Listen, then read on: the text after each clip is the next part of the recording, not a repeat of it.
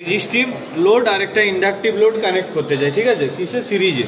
এটা resistive load bulb, আর এইটা হচ্ছে আমাদের ইন্ডাকটিভ লোড, ঠিক আছে। এটা হচ্ছে একটা কি চোখ, এইটার মধ্যে কয়েল আছে, চোখ কয়েল বলে, দেখুন শুধু চোখ বলে না, চোখ কয়েল ওই জন্যই বলে। এর মধ্যে কয়েল আছে, যেটা কি হয় কি করে এখানে ভোল্টেজটাকে আরও বাড়ায়, মানে স্টেপ আপ করে, মানে ট্রান্সফরমারের মতো কাজ করে অ্যাকচুয়ালি। ভোল্টেজটাকে বাড়িয়ে এখানে এই স্টার্টারটা আছে, স্টার্টারটা স্পার্ক করলেই এখানে টিউবলাইটেরটাকে জ্বলতে সাহায্য করে, ঠিক আছে। তো এইটার জন্য আমাদের দুটো সিরিজে লাগানো আছে, বাল্ব আর এই চোখ কয়েলটা, ঠিক আছে, বা টিউবলাইটটা, ঠিক আছে। ফ্লুরোসেন্ট টিউব অ্যাকচুয়ালি কি ল্যাগিং পাওয়ার ফ্যাক্টর হিসাবে কাজ করে, যেহেতু ওর ইন্ডাকটিভ লোড। এই চোখ কয়েলটার জন্য মেনলি ইন্ডাকটিভ লোড, নয়তো কিন্তু কোনো কিছু ইন্ডাকটিভ নয় টিউবলাইটের। যেহেতু এই চোখ কয়েলটা থাকে এই জন্য এটা ইন্ডাকটিভ লোড হিসেবে কাজ করে, আর এটা আমাদের রেজিস্টিভ লোড। তাহলে এই দুটোকে আমরা সিরিজে কানেক্ট করেছি। কানেক্ট করে কি এখানে একটা ভোল্ট মিটার লাগিয়েছি, ওভারঅল টোটাল ভোল্টেজ সাপ্লাই ভোল্টেজটা দেখার জন্যে।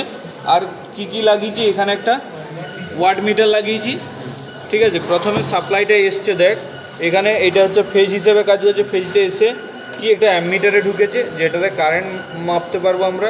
অ্যামমিটার থেকে বেরিয়ে কোথায় ঢুকেছে, ওয়াট মিটারে এম আর সি শর্ট করা আছে, এখানে দেখা যাচ্ছে।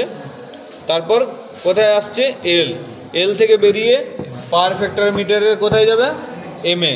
আবার এখানেও এমসি শর্ট করা আছে, ঠিক আছে। আবার এল থেকে বেরিয়ে কোথায় যাবে, লোডে। এল থেকে বেরিয়ে এই যে বাল্বে চলে গেছে, ঠিক আছে। আর বাল্ব থেকে ওই চোখটাই গেছে সিরিজে, যেহেতু সিরিজে কানেকশন ওই জন্য সিরিজে করেছি আমরা, ঠিক আছে। আর এখানে প্রত্যেকটারই ভিগুলো দেখ, এই ওয়াট মিটার আর এই পাওয়ার ফ্যাক্টর মিটার দুটোরই ভি কোনখানে চলে এসছে, নিউট্রালে চলে এসছে। নিউট্রালটা আমরা আর কোথায় দিয়েছি, টিউবলাইটের আরেকটা টার্মিনালে দিয়েছি।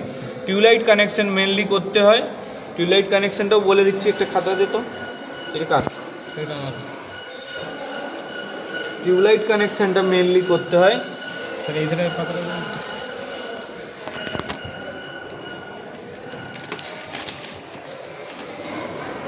এরকম একটা টিউব আছে মনে কর, টিউবের এরকম দুটো টার্মিনাল থাকে। তাহলে একটার সঙ্গে আমরা চোখ কয়েলটা এইভাবে সিরিজে কানেক্ট করে দিই, ঠিক আছে। এইটাতে ফেজটা দিলাম আর এটাতে ডাইরেক্ট নিউট্রাল দিলাম, ঠিক আছে। আর এইখানটা হচ্ছে স্টার্টারের সঙ্গে কানেক্ট করলেই হয় দুটো টার্মিনাল। এটা হচ্ছে স্টার্টারের টার্মিনাল দুটো, আর এটা হচ্ছে চোখ কয়েলটা। তো এইটি হচ্ছে টিউবলাইটের কানেকশন, কিচ্ছু নেই, এটা আলাদা করে বলার মতো, ঠিক আছে। সেই জন্য আগে বলিনি। তো এইটা হচ্ছে এরকমভাবে কানেকশনটা জাস্ট করেছি। দেখ একটা ওইদিকের একটা টার্মিনাল আর এদিকে একটা টার্মিনাল স্টার্টারের কানেকশন করা আছে।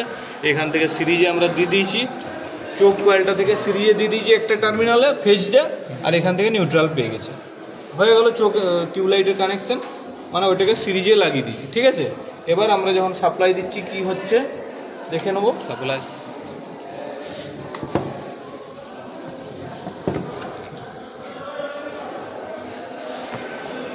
সুইচ অন করা আছে, অন করা আছে স্যার।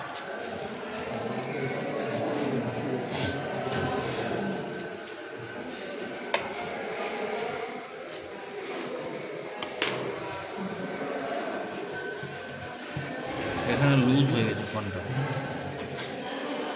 কোনটা লুজ হয়েছে রে,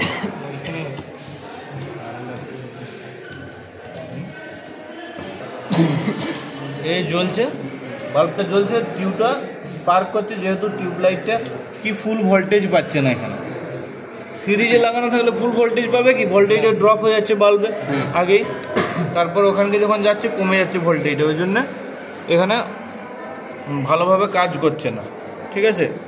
এইখানে একবার ভোল্টেজটা আমরা চেক করব দুটোতেই, একবার বাল্বের রেসপেক্টে চেক করব, মানে রেজিস্টিভ লোডের রেসপেক্টে কত ভোল্টেজ শো করছে। এই যে এইটাতে কত ভোল্টেজ শো করছে, 140 ভোল্টের মতো, তাই তো, 140 ভোল্টের মতো। আরেকটা চেক করব আমরা, এইটাতে কত ভোল্টেজ শো করছে, এটাই লাগা। আর এখানে দেখব কত ভোল্টেজ দেখাচ্ছে, অনেক কম ভোল্টেজ, 45 50 এরকম ভোল্টেজ, ঠিক আছে। এই দেখ 60 এরকম শো করছে, তার মানে অনেক কম ভোল্টেজ, সেই জন্য টিউবটা জ্বলছে না। 60-70 ভোল্টের মতো, কেননা ম্যাক্সিমাম ভোল্টেজটা এখানে ড্রপ হয়ে যাচ্ছে 140 ভোল্ট, এখানে ড্রপ হয়ে যাচ্ছে, ওই জন্য টিউবটা জ্বলছে না। ঠিক আছে, টিউবটা যদি জ্বলতো এখানে আমাদের ওয়াটেজ আরও বেশি পেতাম আমরা। আর এখানে পাওয়ার ফ্যাক্টরটা দেখ, এখানে কী শো করছে, পাওয়ার ফ্যাক্টরটা ল্যাগিং হয়ে যাচ্ছে। ঠিক আছে, cos π থেকে দেখ এইদিকে যাচ্ছে না, বাঁ দিকে, তার মানে কি ওটা ল্যাগিং পাওয়ার ফ্যাক্টর। কিসের জন্য ল্যাগিং পাওয়ার ফ্যাক্টর হচ্ছে? এর জন্য, ইন্ডাকটিভ লোডের জন্য। ঠিক আছে, এলটার জন্য। ঠিক আছে, এই যে এইটা আছে বলে, নয়তো এইটা আমাদের কি, এটা আমাদের রেজিস্টিভ লোড সবসময় ইউনিটি রাখে পাওয়ার ফ্যাক্টরটা, লিডিংও হতে দেয় না, ল্যাগিংও হতে দেয় না।